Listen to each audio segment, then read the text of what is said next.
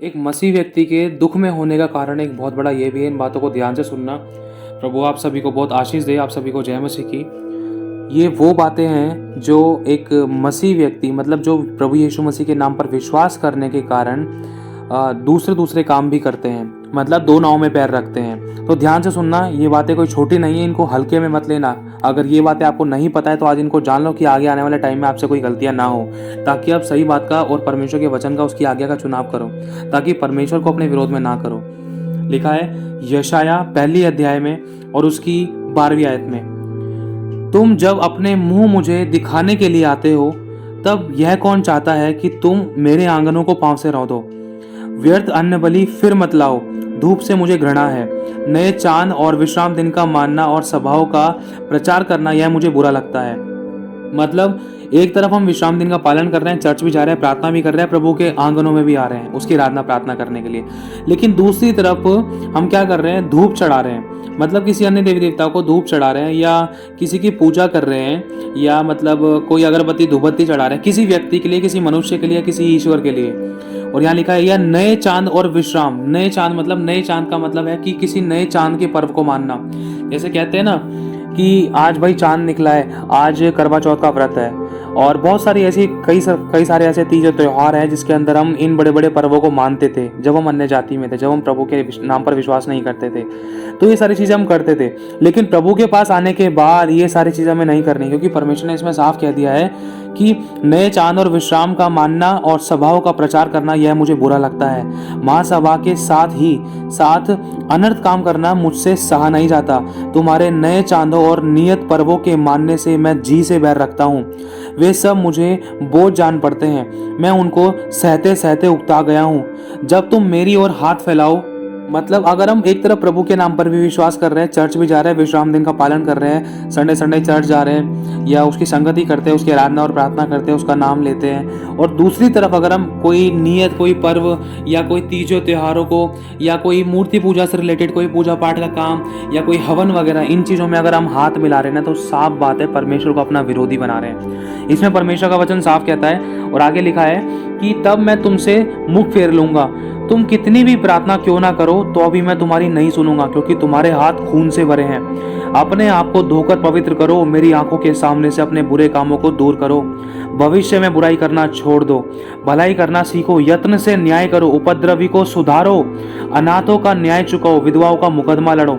यहोवा यूं कहता है, आओ हम आपस में वाद विवाद करें। तुम्हारे पाप चाहे लाल रंग के क्यों ना हो, तो अभी वे हिम के समान उजले हो जाएंगे। मतलब परमेश्वर कह रहा है, आज तक जो भी तुमसे ऐसी गलतियां हुई हैं, जो तुमने पूजे पाठ किए हैं, जो तुमने तीजों त्योहार को जो माना है, जो रस्में तुमने निभाई हैं अन्य जातियों में, जो पूजा पाठ को लेकर जो हवन वगैरह करे हैं, अगर आपने मसीह को जानने के बाद भी करा है, या किसी चीज़ में हाथ मिलाया है, या जाने अनजाने में आप चले भी गए, तो उस बात के लिए परमेश्वर कह रहा है, चल आ, तू मेरे पास आ, आज हम वाद विवाद करते हैं आपस में। परमेश्वर अब इसमें सलाह दे रहा है, बता रहा है, चुनाव रख रहा है। इसमें परमेश्वर आज्ञा भी देता है, एक तरीके से चुनाव भी रखता है हमारे सामने। परमेश्वर ने हमें आज्ञा ये दी है, तुम कितनी भी प्रार्थना क्यों ना कर लो, अगर तुम ऐसे काम करोगे ना, तो अभी मैं तुम्हारी नहीं सुनूंगा। परमेश्वर ने आज्ञा ये दी है कि अपने को धोकर पवित्र करो। परमेश्वर आज्ञा दे रहा है, अपने आप को धोकर पवित्र करो, मेरी आंखों के सामने से अपने बुरे कामों को दूर करो। भाई दूर करो, अगर तुम दूर करोगे उसके बाद ही मैं तुम्हारी प्रार्थना को सुनूंगा, वरना तो मैं तुमसे अपना मुख फेर लूंगा, और मैं तुम कितनी भी प्रार्थना क्यों ना करो तो अभी मैं तुम्हारी नहीं सुनूंगा, क्योंकि तुम्हारे हाथ खून से भरे हैं।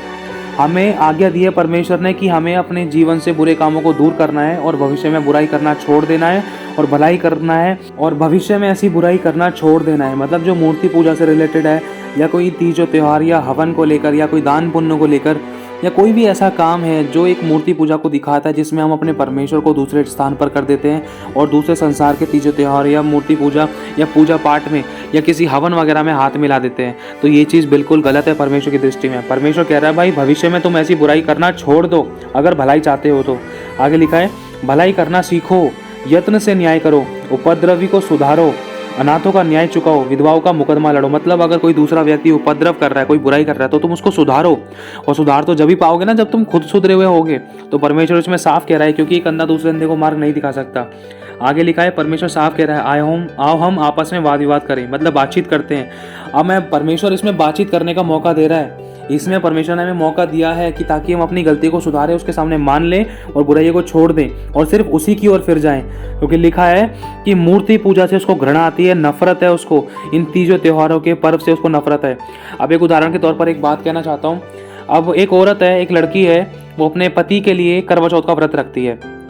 एक दिन करवा चौथ का व्रत है, बाकी हर दिन लड़ाई दंगा, गुस्सा, कुड़कुड़ाहट, पति को कोसना, बुराई करना, पति पत्नी के पीछे पड़ा हुआ है, पति बाहर मुंह मार रहा है, पति अपने पत्नी को छोड़कर, बच्चों को छोड़कर कहीं और जी रहा है, दूसरा रिलेशन बना लिया है, किसी दूसरे के घर में ताक झाक कर रहा है, और पति अपनी पत्नी के साथ गलत बर्ताव कर रहा है, पत्नी अपने पति के साथ गलत बर्ताव कर रही है, गाली गलौज कर रही है, दोष लगा रही है, बुराई कर रही है, कोर्ट केस करने वाली बातें हो रही है। तो क्या फायदा उस तीजों त्योहार का, क्या फायदा उस एक दिन के, उस मतलब जो ईद के चांद जब देखते हैं, चांद निकलता है, क्या बोलते हैं उसको, आपको मालूम होगा कि भाई आज करवा चौथ का मैंने व्रत रखा है, मैं अपने पति को देखूंगी, उसकी आयु को लंबी करने के लिए मैं व्रत रखती हूँ और उसकी आयु लंबी होगी।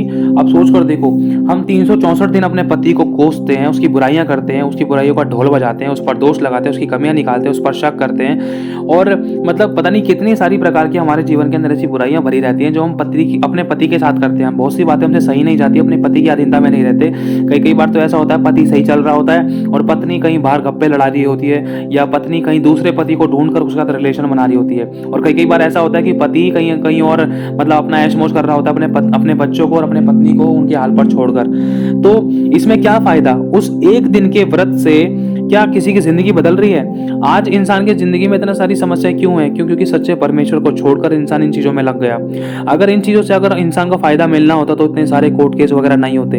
अगर इन शादियां करने के बाद अगर मनुष्य के अंदर परमेश्वर का डर होता तो आज एक पति की दो पत्नियां नहीं होती, एक पत्नी के दो पति नहीं होते, आज एक्स्ट्रा अफेयर्स नहीं चलते, आज एक आदमी अपने घर के अंदर दो पत्नियों को नहीं रखता और दो तीन पत्नियां नहीं रखता। ध्यान रखना क्यों? क्योंकि ऐसा है, इसलिए है क्योंकि मनुष्य के अंदर परमेश्वर का डर नहीं है। इंसान जो रीति रिवाजों में लग गया है वो सोचता है कि हाँ भाई रीति रिवाज है, पूजा पाठ कर रहा हूँ, सब कुछ ठीक है, मुझे बहुत अच्छा लगता है, या दूसरे भी तो करते आ रहे हैं, हमारे पूर्वज भी तो कर रहे थे, लेकिन इस चीज के बारे में कभी ध्यान से सोचता भी नहीं कि इनसे मिला क्या है। नुकसान नुकसान और नुकसान, जिंदगी से हाथ धोना पड़ता है, बीमारियां, तकलीफ और दुख दर्द, कोर्ट केस, घर परिवार टूटते हैं। इन चीजों से 1% भी फर्क नहीं पड़ता, क्योंकि ये सब चीजों से मैं अनुभवी हूँ। और इनके साथ साथ तो ऐसा भी तुम्हें मालूम होगा कि जिनकी शादियां नहीं हुई हैं वो लड़कियां भी अपने बॉयफ्रेंड के लिए व्रत रखती हैं। अब सोच कर देखो, वचन में लिखा है कि अगर तूने किसी स्त्री के बारे में गलत सोच भी लिया तो पाप कर दिया। अगर कोई स्त्री किसी लड़के पर गलत नजर डालती है तो लड़की ने पाप कर दिया। सोचो, वचन में लिखा है जैसा तू सोचता है वैसा तू है, जैसी तू सोचती है वैसी तू है। सोचो, परमेश्वर ने एक ही रिश्ता बनाया है, पति और पत्नी का, उसके अलावा कोई और दूसरा रिश्ता है ही नहीं। लेकिन लड़का लड़की पति पत्नी को देखकर किस तरीके से, अब ये जवान लड़का लड़कियों को किसने सिखाया है कि भाई तुम करवा चौथ का व्रत रखो, तुम्हारे वर्ष की आयु लंबी होगी। अब एक बात कहना चाहता हूँ, ये क्या ये व्यभिचार नहीं है? ये व्यभिचार है, व्यभिचार। लड़का लड़की करवा चौथ वाले दिन क्यों मिलते हैं? जिनकी शादियां नहीं हुई हैं वो भी क्यों मिलते हैं? आप सब जानते हो। इसलिए मेरे भाई और बहनों, परमेश्वर इन बातों से नफरत करता है। उसको पता है ये सारे पाप के तरीके हैं, पाप के काम है, और इनसे इंसान और बंधनों में हो जाता है, और दुख और समस्या और कमी घटी बीमारी परेशानी में हो जाता है, जिससे परमेश्वर का दिल दुखता है। परमेश्वर का सबसे ज्यादा दिल इसलिए दुखता है कि परमेश्वर ने जिस मनुष्य को अपने हाथों से बनाया वो मनुष्य जाति अपने लिए खुद ऐसे तीजों त्योहारों को बना बैठी, जिसके कारण मनुष्य ने खुद को परमेश्वर से दूर कर लिया, उसकी आशीषों से दूर कर लिया, और खुद पाप में इतना लिप्त हो गई कि पाप में इतना आनंद आता है, इतना मजा आता है, फिर दोबारा उसके बाद में जब बाद में दंड आता है, फिर दंड के कारण इंसान को मृत्यु का कौर होना पड़ता है। इसीलिए परमेश्वर को दुख होता है, इसलिए उसको बहुत इस बात का दुख होता है कि जिस मनुष्य जाति को मैंने अपने हाथों से बनाया, अपने रूप और स्वरूप को अपनी समानता में रचा है, वो पाप करके नरक की ओर, अधोलोक की ओर जा रही थी। क्योंकि वचन में साफ लिखा है कि अधोलोक ने तो अपना मुंह बेपरिमाण पसार रखा है कि कब किसको निगल ले।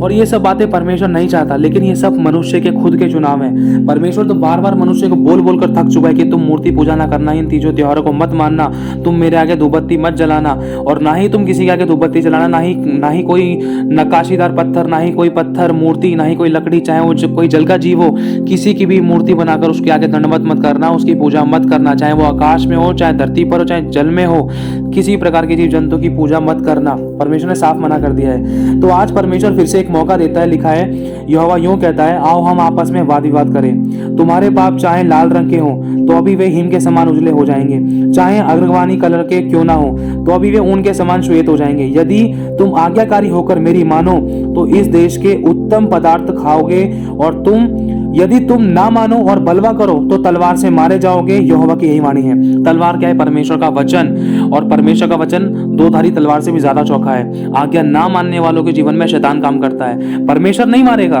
ध्यान रखना, परमेश्वर नहीं मारेगा। परमेश्वर कभी किसी की जान नहीं लेता है, वरन मनुष्य खुद ऐसे चुनाव करता है जिसके कारण उसकी मजदूरी मृत्यु होती है। लिखा है पाप की मजदूरी तो मृत्यु है। मनुष्य मजदूरी में कमाता है, बीमारी को, तकलीफ, दुख, कर्जा, गरीबी, घटी, कोर्ट केस, तलाक और भी ऐसी बीमारियां, तकलीफें, समस्याएं, ऐसे ऐसे कलेश मनुष्य खुद अपनी गलती के कारण, गलत चुनाव के कारण कमाता है। प्रभु को जानने के बाद भी आज एक मसीह व्यक्ति क्यों दुख में है, क्यों समस्या में है? क्योंकि वो बंधनों में है। बंधन किस प्रकार के? जो परमेश्वर ने आज्ञा दी है वो नहीं करा। आज्ञा क्या है कि तुम मूर्ति पूजा ना करना, तुम इन तीजों त्योहारों के पर्व को ना मानना। लेकिन इंसान आज मनुष्य के दबाव में आकर मनुष्य से इतना प्रेम करता है कि परमेश्वर को अपना बैरी बना लेता है कि यार वो ना बुरा मान जाए, मेरा भाई, मेरी बहन, मेरे माता पिता बुरा ना मान जाए। अब ये नहीं सोचते हैं जो आज बुरा मान जाएगा क्या वो जिंदगी भर साथ देगा? अपने सच्चे परमेश्वर को, जो हमें जिंदगी भर साथ देने के लिए तैयार रहता है, जिसने हमें बीमारी से, कमी घटी, परेशानी से बचाया है, जो हमें छुड़ाता है, जो हमें मृत्यु से बचाता है, जो हमें नरक से अधोलोक से बचाएगा, उसको नहीं मानते हैं हम, उस पर भरोसा नहीं रखते हैं, वरन उसकी तरफ तो हम अपनी पीठ कर लेते हैं और संसार की तरफ अपना मुंह कर लेते हैं। लिखा है संसार से प्रेम करना तो परमेश्वर से बैर करना है। अब सोच कर देखो, परमेश्वर ने कहा है कि तू काट से कहता है कि तू मेरा बाप है, और तू पत्थर से कहता है कि तूने मुझे जन्म दिया है। और परमेश्वर इसमें एक बात कहता है, अगर ठीक है तुझे उन्होंने जन्म दिया है, जब तुझ पर विपत्ति आ पड़ी थी तो वो कहाँ गए? अगर उनमें सामर्थ्य है तो वो अभी उठे, क्योंकि हे यहूदा, तेरे नगर के बराबर तो तेरे देवता भी बहुत है। मतलब जितने नगर है ना उससे ज्यादा तो देवी देवता है, जितने नगर है तो उससे ज्यादा तो तेरे ईश्वर हैं। अगर उनमें सामर्थ्य है तो वो अभी उठे। खुदावन साफ कहता है कि लिखा है भजन संहिता उसका 115वां अध्याय और उसकी 3री आयत से, हमारा परमेश्वर तो स्वर्ग में है, उसने जो चाहा वही किया है। उन लोगों की मूर्तें सोना चांदी की ही होती हैं, वे तो मनुष्य के हाथों की बनाई हुई हैं। उनके मुंह तो रहता है परंतु वे बोल नहीं सकती, उनकी आंखें तो रहती हैं वो देख नहीं सकती, उनके कान तो रहते हैं परंतु वे सुन नहीं सकती, उनके नाक तो रहती है परंतु वे सूंघ नहीं सकती, उनके हाथ तो रहते हैं परंतु वे स्पर्श नहीं कर सकती, उनके पांव तो रहते हैं परंतु वे चल नहीं सकती, और अपने कंठ से कुछ भी शब्द नहीं निकाल सकती। जैसे वे हैं वैसे ही उनके बनाने वाले हैं, और उन पर सब भरोसा रखने वाले भी वैसे ही हो जाएंगे। और आगे लिखा है, हे इज़राइल, यहोवा पर भरोसा रख, तेरा सहायक और तेरी ढाल वही है। हे हारून के घराने, यहोवा पर भरोसा रख, तेरा सहायक और तेरी ढाल वही है। हे यहोवा के डरवैयो, यहोवा पर भरोसा रखो, तुम्हारा सहायक, तुम्हारी ढाल वही है। यहोवा ने हमको स्मरण किया है, वह आशीष देगा, वह इज़राइल के घराने को आशीष देगा, वह हारून के घराने को आशीष देगा। आप और मैं इज़राइल का घराना, हारून का घराना, आप और मैं परमेश्वर के इज़राइल हैं। वो हमें चेतावनी दे रहा है, वो हमें समझा भी रहा है। वो कहता है क्या छोटे क्या बड़े जितने यहोवा के डरवई हैं, जो उसका भय मानते, जो उससे डरते हैं, वे उन्हें आशीष देगा। परमेश्वर साफ कहता है इसके अंदर, लिखा है स्वर्ग तो यहोवा क्या है परंतु पृथ्वी उसने मनुष्य को दी है। मृतक जितने चुपचाप पड़े हैं वे तो यहाँ की स्तुति नहीं कर सकते, परंतु हम लोग यहाँ मतलब यहोवा को अब से लेकर सर्वदा तक धन्य कहते रहेंगे। यहोवा धन्य है, उसकी करुणा सदा की है। मृत्यु से बचाने वाला कौन है? वो तो सर्वशक्तिमान परमेश्वर है। अब सोच कर देखो, जिस परमेश्वर ने हमें छुड़ाया है, जिस परमेश्वर ने हमें बचाने की सामर्थ्य रखी है, जो हमें नरक से बचा सकता है, तो लोग से बचा सकता है, जो हमारे पापों को क्षमा कर सकता है, अगर हमने उसको अपना बैरी बना ली तो हमें बचाएगा कौन? आज हम जिस मनुष्य के फेवर में हो जाते हैं ना पल भर के लिए, चल वो मेरी बहन है राखी बांध देगी, या मैं चलो थोड़ी बहुत पूजा पाठ कर लेता हूँ, थोड़ा पूजा पाठ कर लेता हूँ, थोड़ी देरी तो बैठा हूँ, थोड़ी सी तो प्रसाद खाया, थोड़ा ही तो पूजा पाठ करा, थोड़ी देर तो बैठा था वन में, थोड़ा सा ही तो टीका लगाया है, थोड़ा सी तो अगरबत्ती घुमाई है। शैतान भी स्टार्टिंग में छोटी सी एक मीठी गोली टॉफी देता है और उसके बाद उसका असर बाद में पता चलता है। फिर जिन लोगों के साथ आपने मेल मिलाप किया है, जिनके लिए आपने परमेश्वर को दूसरे स्थान पर कर दिया, जिनके लिए आपने परमेश्वर की आज्ञाओं को तोड़ दिया, ध्यान रखना, क्योंकि इन बातों का अनुभव हमारे पास भी है। क्योंकि जिनसे मेल मिलाप करने के लिए आपने परमेश्वर की आज्ञा को तोड़ा है, अगर वो हट गए ना तो फिर आपकी मदद करने वाला कौन होगा? इस बात का अनुभव आपको खुद भी होगा। ध्यान रखना, ना तो वो मदद करेंगे जिनके लिए आपने परमेश्वर को छोड़ा है, ना तो वो मदद करेंगे जिनके लिए आपने पूजा पाठ करा है, जिनके साथ आपने मेल मिलाप रखा है, जिस संसार के लोगों के साथ आपने मतलब अपने आप को घोल मिलाकर रखा है और अपना परमेश्वर को बैरी बना लिया है। ध्यान रखना, अगर परमेश्वर ने छोड़ दिया ना तो वो लोग भी छोड़ जाएंगे। मैं फिर से कह रहा हूं, क्योंकि इस बात का अनुभव हमारे पास में है।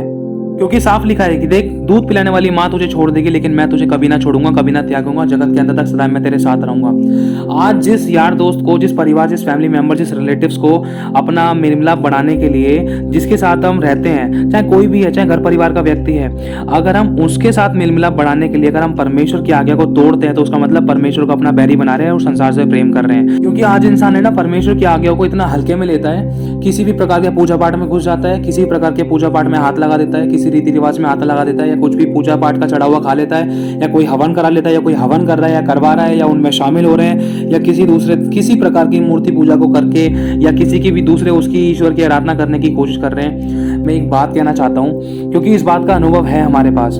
परमेश्वर इन बातों से नफरत करता है। ये सारी बातें मैं नहीं कह रहा, परमेश्वर का वचन स्वयं कहता है। परमेश्वर इन चीजों से जी से बैर रखता है, क्योंकि उसने साफ कह दिया है, जब तुम दुख में पड़े थे तो उसमें से कौन तुम्हें बचाने के लिए आया? उसमें से एक भी उठे। हम इतने सारे ईश्वर कहते हैं, कितनों ने बचाया? देखो, एक बात कहना चाहता हूँ, अगर भगवान में सच में ताकत है तो सबसे पहले उन लोगों को उठकर बचाए जो मंदिरों के बाहर पड़े हैं। एक बात कहना चाहता हूँ, अपने चर्च के बाहर एक भी व्यक्ति को नहीं देखा होगा पड़ा हुआ लाचार, बीमार, कमी घटी परेशानी में, क्योंकि वचन में लिखा है कि जो मेरे पास आएगा उसको परमेश्वर अपने सीने से लगाएगा, उसके पाप क्षमा करेगा, उसको चंगा भी करेगा, उसको आशीष भी देगा। आपने हर एक नाम से भिखारी को भीख मांगते हुए देखा होगा, लेकिन यीशु मसीह के नाम से एक भी भिखारी नहीं मिल सकता कि मुझे यीशु के नाम से भीख दे दे। क्योंकि यीशु पर जो विश्वास करता है ना, यीशु उसको बहुतेरी जाति को उधार देने वाला बनाता है। इस बात का भी मैंने अपनी जिंदगी में अनुभव किया है। लेकिन उदाहरण के तौर पर, लेकिन कुछ लोगों के कारण, कुछ लोगों के लिए, कुछ मनुष्य के लिए, कुछ दोस्तों के लिए, कुछ परिवार के लिए, कुछ फैमिली के लिए, अगर हमने थोड़ी देर के लिए पूजा पाठ के लिए, थोड़े किसी प्रकार के कोई रीति रिवाज के लिए, अगर हमने सोचा चाहे थोड़ी देर कहते हैं राखी तो बनवा लेता हूँ, या पूजा तो कर लेता हूँ, अगरबत्ती घुमा लेता हूँ, थोड़े पल के लिए अगर हमने परमेश्वर को भी अपना बैरी बनाया ना, तो ये इसमें बहुत बड़ी भयानक बात है। परमेश्वर बचाने वाला अगर हट गया ना, तो बचाने वाला कोई और दूसरा दुनिया में है ही नहीं, बाकी सब मारने के लिए हैं। और जिसके लिए आपने परमेश्वर की आज्ञा को तोड़ा है, ध्यान रखना, वो भी नहीं बचा सकेगा, वो भी नहीं छोड़ सकेगा, वो भी नहीं मदद कर सकेगा, वो भी आशीष नहीं दे सकेगा, वो भी पाप क्षमा नहीं कर सकेगा, क्योंकि वो भी मनुष्य ही है।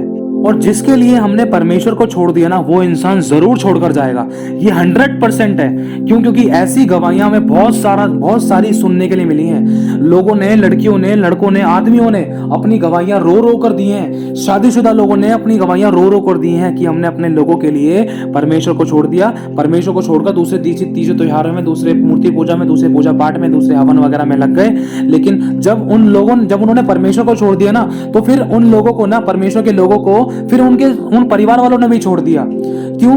क्योंकि आपको साफ पता है कि दूध पिलाने वाली माँ जब छोड़ सकती है तो वो तो बहुत दूर वाली बात है, वो रिश्ता तो बहुत दूर रखता है। सोचो, जब माँ छोड़ देती है, और परमेश्वर ने साफ कह दिया है कि तुझे तेरी माँ छोड़ देगी, लेकिन मैं तुझे कभी ना छोड़ूंगा। तो इसीलिए मेरे भाई और बहनों, अनुभव से इन बातों को बताना चाहता हूँ कि कभी भी दो बातों का चुनाव, तो सदा परमेश्वर के वचन का चुनाव करना, और इन दो हाथों, मतलब इन दो प्रकार के कामों में, दो नाव में पैर मत रखना, इन दो प्रकार के कामों में हाथ मत मिलाना, हमेशा नो ही करना। चाहे स्टार्टिंग में आपके लोग, चाहे कोई बुरा मान रहा था, लेकिन तरीके से, प्यार से, सहनशीलता के साथ, दीनता, नम्रता से उनको समझाना, उनको बोलना कि हमारा यीशु मूर्ति पूजा के इन रीति रिवाजों के विरुद्ध में है, उसको ये चीज पसंद नहीं है, ये इसके विरुद्ध में श्राप है, ध्यान रखना। क्योंकि परमेश्वर इन चीजों से पसंद नहीं करता है, ना ही इन चीजों से प्रसन्न होता है। उदाहरण के तौर पर एक शॉर्ट में गवाही बताना चाहता हूँ। एक बहन थी जो प्रभु से बहुत प्यार करती थी और प्रभु के साथ साथ चलती थी। उनको रिलेशन किसी लड़के से हुआ, और स्टार्टिंग में तो सब कुछ सही चलता था कि हाँ भाई, ये बंदा भी मसीह में आ जाएगा, ये भी विश्वास करेगा, और लड़का, उन दोनों के बीच में आपस में एक ऐसी सम्मति रहती थी कि भाई लड़का लड़की को नहीं टोक सकता, यीशु मसीह को लेकर, विश्वास को लेकर। लेकिन जब उनकी शादी हो गई तो लड़की ने पहला सा प्रेम छोड़ दिया जो परमेश्वर से वो करती थी। मतलब धीरे धीरे करके परमेश्वर की जगह पे उस लड़की की लाइफ में पति बनता जा रहा था पहले स्थान पर। तो ऐसा हुआ, उसका पति उसके विरोध में हो गया और उसने मूर्ति पूजा करना शुरू कर दिया। मतलब इतना दबाव में आ गई, जैसे उस लड़की ने परमेश्वर को छोड़ दिया, परमेश्वर से प्रार्थना करना छोड़ दिया, उसकी आराधना करना छोड़ दिया, उसकी आज्ञा का पालन करना छोड़ दिया, और उसने खुद के चुनाव किए, तो उसकी हालत आज ऐसी हो गई थी, मतलब वो कहीं की नहीं रही थी। कोर्ट केस, यहाँ तक कि पति ने भी उसको धक्के मार के घर से बाहर निकाल दिया था। परिवार वाले ग्रहण, अब ये नहीं पता परिवार वाले ग्रहण कर रहे थे नहीं कर रहे थे, लेकिन उसका कोर्ट केस चल रहा था और आज भी वो आंसुओं में थी।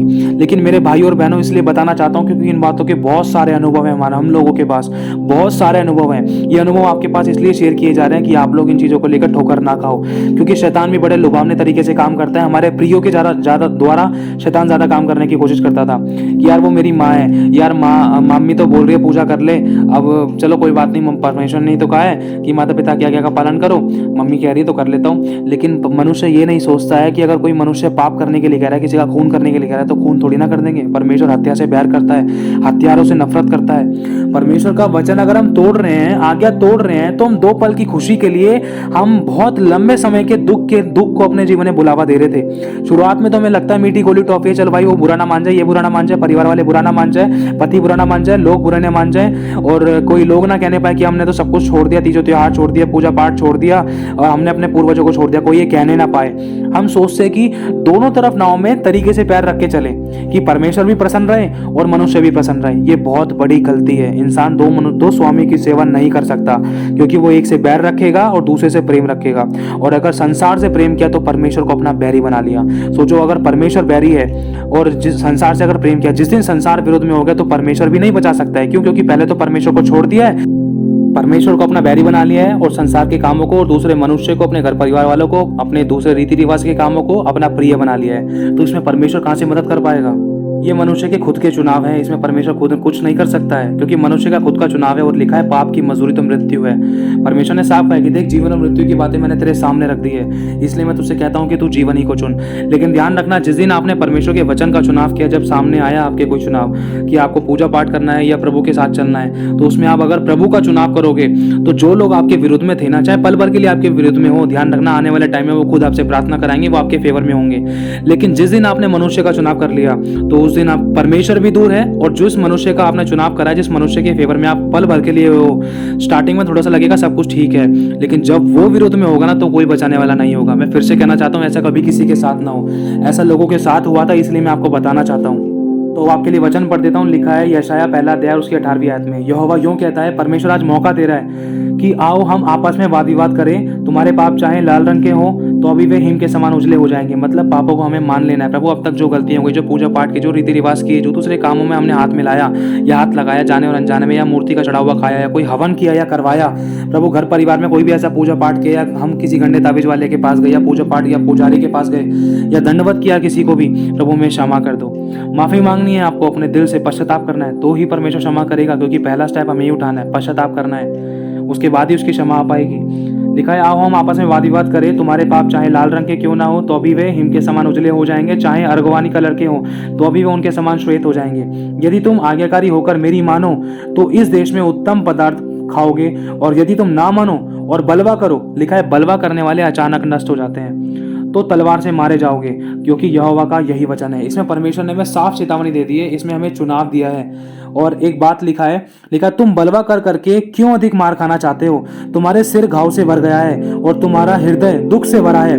पांव से सिर तक कहीं भी कुछ आरोग्यता नहीं है। आरोग्यता मतलब सर से लेकर पांव तक कुछ ना कुछ रोग लगा हुआ है। और परमेश्वर इसमें बता रहा है भाई तुम कब तक बलवा करते रहोगे? तुम अधिक मार क्यों खाना चाहते हो अपनी गलती के कारण? और आगे लिखा है केवल चोट और कोड़े की मार के चिन्ह और सड़े हुए घाव हैं, जो ना दबाए गए हैं, ना बांधे गए हैं, ना तेल लगाकर नरमाए गए हैं। तुम्हारा देश उजाड़ पड़ा है, तुम्हारे नगर भस्म हो गए हैं, तुम्हारे खेतों को परदेशी लोग तुम्हारे देखते ही निकल गए हैं। मतलब तुम्हारे खेत मतलब नौकरी, बिजनेस, तुम्हारा धंधा रोजगार, तुम्हारी फैमिली मेंबर्स के अंदर जो घटी समस्या या किसी प्रकार का कोई घटी का गंदा आत्मा है। घटी का गंदा आत्मा मतलब अगर शरीर के अंदर, शरीर रूपी में किसी भी प्रकार की चंगाई की घटी है, या आशीष की घटी, या बरकत की घटी आपके घर में, तो उस प्रकार की घटी को लेकर बात हो रही है। और भी कई प्रकार की है। लिखा है वह परदेशियों द्वारा नष्ट किए गए। मतलब दूसरे लोग मनुष्य अगर आपके ऊपर अधिकार कर रहे हैं, अगर आपको दबा रहे हैं, अगर दूसरे मनुष्य आपको डरा रहे हैं, धमका रहे हैं, आपके ऊपर अधिकार कर रहे हैं, आपका धन छीन रहे हैं, आपको इस्तेमाल कर रहे हैं, या आपके ऊपर मतलब एक अधिकार जमा कर बैठे हैं, तो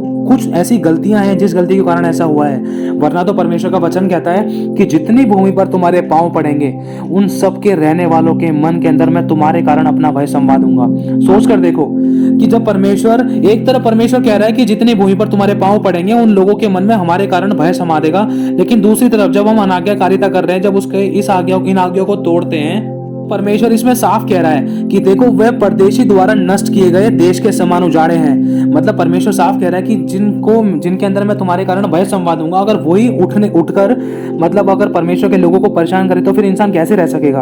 और उठकर परेशान करने का कारण सबसे बड़ा मनुष्य एक मसीह व्यक्ति खुद है, इसमें परमेश्वर नहीं है। देखो एक मैं कुछ पढ़ना चाहता हूँ, लिखा है 4 आयत में, हाय यह जाति पाप से कैसे भर गई है, यह समाज अधर्म से कैसा लगा हुआ है, इस वंश के लोग कैसे कुकर्मी हैं, ये बाल बच्चे कैसे बिगड़े हुए हैं। उन्होंने यहोवा को छोड़ दिया है, उन्होंने इजराइल के पवित्र को तुच्छ जाना है, वे पराये बनकर दूर हो गए हैं।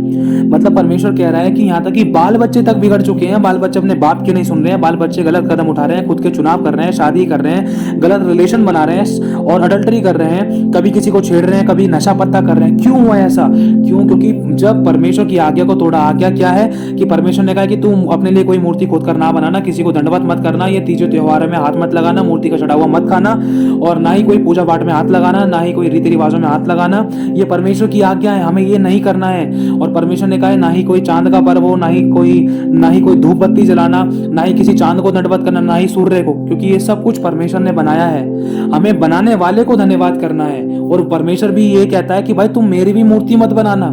परमेश्वर भी साफ कह रहा है तुम मेरी भी मूर्ति मत बनाना। अब जिन लोगों को ज्ञान नहीं है उनकी बात अलग है, लेकिन जिन लोगों को आज ये बातें पता चल चुकी है उनको समझना है। क्योंकि एक बार मूसा के समय में इजरायलियों ने भी एक मूर्ति बनाया था, बछड़ा बना लिया था और परमेश्वर ने उस कारण उनको श्राप दिया था। इसलिए मेरे भाई और बहनों आपको बताना चाहता हूं, और उसका दंड बड़ा खतरनाक था।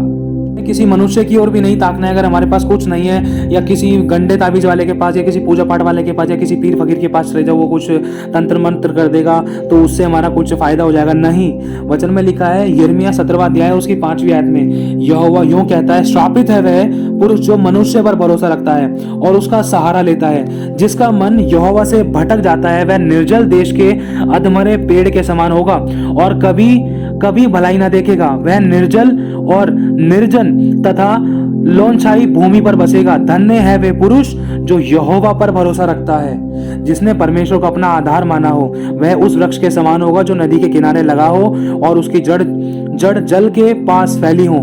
जब धूप होगी तब उसको ना लगेगी, उसके पत्ते हरे रहेंगे और सूखे वर्ष में भी उसके विषय में कुछ चिंता ना होगी, क्योंकि वह तब भी फलता रहेगा। अब परमेश्वर साफ कहता है मन तो सब वस्तुओं से अधिक धोखा देने वाला होता है, उसमें असाध्य रोग लगा है, उसका भेद कौन समझ सकता है। मैं यहोवा मन की खोजता और हृदय को जांचता हूँ, ताकि प्रत्येक जन को उसकी चाल चलन के अनुसार अर्थात उनके कामों के अनुसार फल दूं। तो परमेश्वर स्वयं इस चीज के अंदर हमें न्याय देता है और न्याय से पहले वो हमें मौका भी देता है। अगर हम मन फिरा लेंगे तो उसका दंड हमारे ऊपर नहीं आएगा, वरन वो हमारे श्रापों को आशीष में बदल देगा, मृत्यु को जीवन में बदल देगा, बुराई को भलाई में बदल देगा और उस नुकसानों को भरपाई करके दे देगा। एक आखिरी वचन आप सभी के लिए पढ़ना चाहता हूँ, लिखा है सपन्या 1 अध्याय और उसकी 4वीं आयत में, मैं यहूदा पर और यरूशलेम के सब रहने वालों पर हाथ उठाऊंगा। यहूदा और यरूशलेम के मतलब यरूशलेम में कौन है, यरूशलेम के लोग कौन है? वो हैं ये जो यीशु मसीह के नाम पर विश्वास करते हैं, जो प्रभु को जान चुके हैं। और इसमें लिखा है कि हाथ उठाऊंगा और इस स्थान में बाल के बचे हुओं को और याजकों समेत देवताओं के पुजारियों के नाम को नष्ट कर दूंगा। मतलब परमेश्वर खुद विरोध में हो गया है, तो बचाने वाला कौन है? स्वयं परमेश्वर बोल रहा है इसके अंदर कि देख, और इस स्थान में बाल के बचे हुए को, बाल मतलब किसी कोई मूर्ति है या पत्थर है या कोई भी ऐसा तीजो त्योहार है जिसके अंदर हम किसी देवी देवता के आगे दंडवत कर रहे हैं, प्रभु को जानने के बाद कर रहे हैं अगर ये सारे काम, तो ये बहुत गलत बात है, बहुत बड़ी दुर्घटना वाली बात है, बहुत बड़ी समस्या वाली बात है, परमेश्वर को अपने विरोध में करने वाली बात है, बड़ी भयानक बात है। मैं फिर से कह रहा हूँ, यहाँ लिखा है कि और इस स्थान में बाल के बचे हुओं को और याजकों समेत देवताओं के पुजारियों के नाम को नष्ट कर दूंगा। जो लोग अपने अपने घर की छत पर आकाश के गढ़ों को दंडवत करते हैं, आकाश के गढ़ों को दंडवत मतलब कि चलो भाई छत पे चलो चांद देखने चलते हैं, ये बहुत बड़ी खतरनाक बात है, परमेश्वर मना कर रहा है। इसमें साफ लिखा है कि जो लोग अपने अपने घर की छत पर आकाश के गढ़ को दंडवत करते हैं और जो लोग दंडवत करते हुए यहोवा की सेवा करने की शपथ खाते और अपने मोलेक की भी शपथ खाते हैं, और जो लोग यहोवा के पीछे चलने से लौट गए हैं और जिन्होंने ना तो यहोवा को ढूंढा है और ना उसकी खोज में लगे, उसका भी मैं सत्य वह नाश कर डालूंगा। लिखा है परमेश्वर यहोवा के सामने शांत रहो, क्योंकि यहोवा का दिन निकट है और यहोवा ने यज्ञ सिद्ध किया है और अपने पहनुओं को पवित्र किया है। इसमें साफ लिखा है, उस दिन मैं उन सबों को दंड दूंगा जो डेवढ़ी को लांघते, और डेवढ़ी मतलब परमेश्वर की योजना, परमेश्वर की आज्ञाओं को लांघते, उसकी आज्ञाओं को तोड़ देते हैं, उसके बाड़े को अगर तोड़ देते हैं। लिखा है और अपने स्वामियों के घर को उपद्रव से और छल से भर देते हैं। यहोवा की यह वाणी है। और आगे लिखा है कि यहोवा की यह वाणी है, उस दिन मछली फाटक के पास चिल्लाहट का और नए टोले मछनहार में हाहाकार का और टीलों पर बड़े धमाकों का शब्द होगा। हे मकशेश के रहने वालों, हाय हाय करो, क्योंकि सब व्यापारी मिट गए हैं, जितने चांदी से लदे थे उन सब का नाश हो गया है। उस समय मैं दीपक लिए हुए यरूशलेम में ढूंढ करूंगा, मतलब बहुत गहराई से परमेश्वर जांचेगा और परखेगा। लिखा है और जो लोग दाखमधु के तलछट तथा मैल के समान बैठे हुए मन में कहते हैं कि यहोवा ना तो भला करेगा ना तो बुरा करेगा, तो लिखा है मैं उसको दंड दूंगा। तब उनकी धन संपत्ति लूटी जाएगी और उनके घर उजाड़ होंगे। वे घर तो बनाएंगे परंतु उनमें रहने ना पाएंगे। वे दाख की बारी मतलब बिजनेस तो लगाएंगे परंतु उनसे दाखमधु ना पीने पाएंगे। दाखमधु मतलब उनकी बिजनेस की कमाई को नहीं ले पाएंगे। यहोवा का भयानक दिन निकट है, वह बहुत वेग से समीप चला आता है। यहोवा के दिन का शब्द सुन पड़ता है, वहां वीर दुख के मारे चिल्लाते हैं। वह रोष का दिन होगा, वह संकट और सकेती का दिन, वह उजाड़ और विनाश का दिन, वह अंधेर और घोर अंधकार का दिन, वह बादल और काली घटा का दिन होगा। वह गढ़वाले नगरों और ऊंचे गुम्मटों के विरुद्ध नरसिंगा फूकने और ललकारने का दिन होगा। मैं मनुष्यों को संकट में डालूंगा और वे अंधों के समान चलेंगे, क्योंकि उन्होंने यहोवा के विरुद्ध पाप किया है। उनका लहू धूल के समान और उनका मांस विष्ट के समान फेंक दिया जाएगा, मतलब उड़ेल दिया जाएगा। और आगे लिखा यहोवा के रोष के दिन में ना तो चांदी से उनका बचाव होगा और ना सोने से, क्योंकि उसके जलन की आग से सारी पृथ्वी भस्म हो जाएगी। वह पृथ्वी के सारे रहने वालों को घबरा कर उनका अंत कर डालेगा। मतलब आपको पता होगा इन बीमारियों को चलते हुए लोगों का पैसा काम नहीं आया। यहाँ पर साफ लिखा है यहोवा के रोष के दिन में ना तो चांदी से उनका बचाव होगा और ना सोने से, क्योंकि उसके जलन की आग से सारी पृथ्वी भस्म हो जाएगी। परमेश्वर साफ कह रहा है, वचन में लिखा है यहोवा के विरुद्ध में ना तो युक्ति चलती है, ना कोई योजना, ना ही बुद्धि, क्योंकि परमेश्वर सबसे तेज है, सबसे अगम है, सबसे शक्तिशाली है। वो यहोवा मनों को जांचता है। इसलिए वे आज चेतावनी देता है कि हमें अपनी बुरी आदतों से फिरना है और दूसरा उन रीति रिवाजों से बचकर रहना है। अगर आज चाहे आपके विरोध में चाहे परिवार वाले हो रहे थे, लेकिन ध्यान रखना आने वाले टाइम में वो फेवर में होंगे और तुम भी बचोगे पाप करने से, दंड से, और दूसरों को भी बचाओगे। चाहे भले ही थोड़ी पल के लिए, कुछ टाइम के लिए, कुछ दिनों के लिए आपके लोग आपके विरोध में हैं, लेकिन आने वाले टाइम में वो फेवर में होंगे। ऐसा हमारे साथ हुआ है, इस बात का ध्यान रखना। लेकिन कभी भी परमेश्वर को छोड़कर उन मनुष्य का चुनाव मत करना। कुछ पल की खुशी के लिए पूजा पाठ, इन गलत रीति रिवाजों में, तीजों त्योहारों में हाथ मत मिलाना, क्योंकि 2 पल की खुशी के लिए, क्योंकि शैतान भी स्टार्टिंग में मीठी गोली टॉफी देता है, बड़े लुभावने तरीके से काम करता है, मन में ऐसी बातें डालता है कि वो ना बिखर जाए, वो बंदा बुरा ना मान जाए, माँ बुरा ना मान जाए, पति बुरा ना मान जाए, बच्चे बुरा ना मान जाए, लोग बुरा ना मान जाए, कि मतलब यही है कि सबसे बड़ा रोग क्या कहेंगे लोगों का काम है कहना। वो तो कहते रहते हैं और कहना बंद भी नहीं कर सकते वो, चाहे आप मसीह पर विश्वास करो या नहीं करो। लोग तो वैसे भी कहते रहते थे। मैं फिर से कहना चाहता हूँ, लेकिन अगर आपने उन मनुष्य का चुनाव कर लिया, कुछ पल की खुशी के लिए अगर उनके फेवर में हो गए, अगर संसार से प्रेम किया, तो परमेश्वर को अपना बैरी बनाने वाली बात है। अब सोचो, जीवित परमेश्वर के हाथों में पड़ना बड़ी भयानक बात है। प्रभु आप सभी को आशीष दे। आप सभी को जय मसीह की।